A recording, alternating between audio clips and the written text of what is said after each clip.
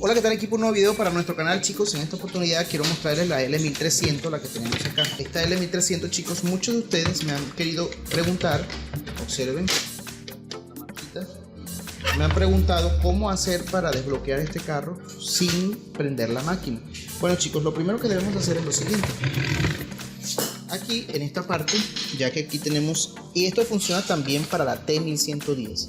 Aquí, como tenemos el sistema de tinta, vamos a bajarlo, ¿sí? Lo soltamos aquí y aquí va a haber una especie de tapitas, unos tornillos, sacamos los tornillos, sacamos estos tornillos y listo, nos va a quedar libre esta sección.